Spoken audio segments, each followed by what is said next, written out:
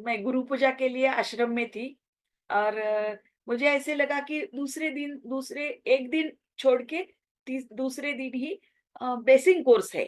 Blessing course था तो मुझे लगा ब्लेसिंग कोर्स भी करके मैं जाऊंगी।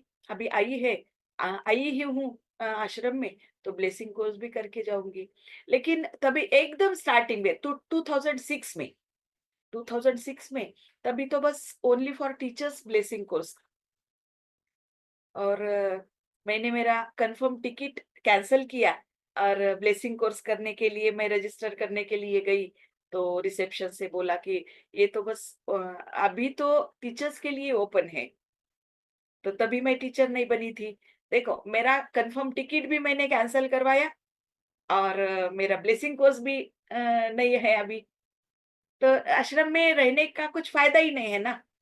और कितना 4 बजे मुझे पता चला और 8-9 बजे की ट्रेन थी।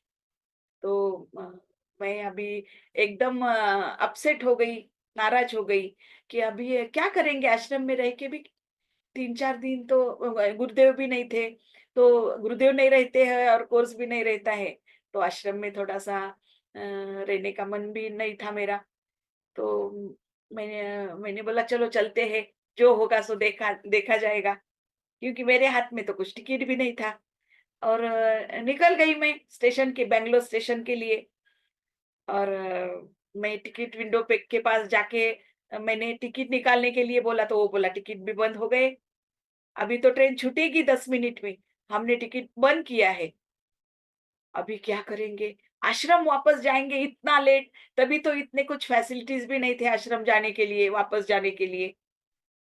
तो इतना मैं सोच में पड़ गई और तभी एक जगह पे ऐसे था कि टीसी रहता है ना, टिकट चेकर, टीसी का ऑफिस था बाजू में। मैं टीसी के ऑफिस में गई तो उसने बोला आप ये न उसने एक चीट दी मुझे, चीट दी और ये पकड़ो बोला। कोई आपको पूछेगा तो ये दिखाइए।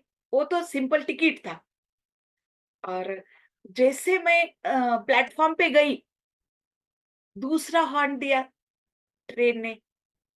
एक्चुअली मैं मुंबई में भी अगर ट्रेन छूटती है तो कभी नहीं चढ़ती हूँ। थोड़ा डरती हूँ मैं एक्चुअली। लेकिन सेकंड हॉर्न दिया ट्रेन ने और ट्रेन स्लो शुरू किया ट्रेन ने। मेरे दोनों हाथ में बैग थे और पता नहीं मैं कैसे ट्रेन में चढ़ गई। एक्चुअली आज भी मैं देखती हूँ ना पीछे फ्लैशबैक, तो कैसे चढ़ गई एकदम मुझे मुझे भी कुछ पता नहीं कैसे चढ़ गई। और जहाँ पे मैं गई तो वहाँ पे हमारे आर्ट ऑफ लिविंग के कुछ लोग बैठे थे।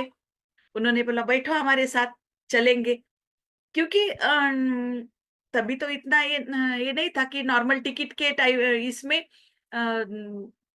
रिजर्वेशन डब्बे में चढ़ना वैसे एक्चुअली ठीक नहीं है। तो लेकिन उनके पास मैं बैठ गई, उनके पास बैठ गई। रात में एक बार ओनली वन टाइम एक टीसी आया, उसने पूछा मुझे टिकट के लिए, टिकट दिखाया मैंने, वो चला गया। चला गया आपको विश्वास नहीं होगा, मैं मुंबई में आने तक किसी ने भी मुझे टिकट नहीं पूछा या किसी ने भी बोला नहीं कि आप रिजर्वेशन के डब्बे में कैसे चढ़ गए, आपका तो रिजर्वेशन भी नहीं है। तो यहाँ तक मैं इतना सेफली पहुँच गई। नहीं तो यहाँ से मैं मेरे गाँव भी जाती हूँ ना, तो 4 बार तो टीसी आता है, तभी तो कोई टीसी नहीं आया। इतना आराम से मैं वापस आ गई।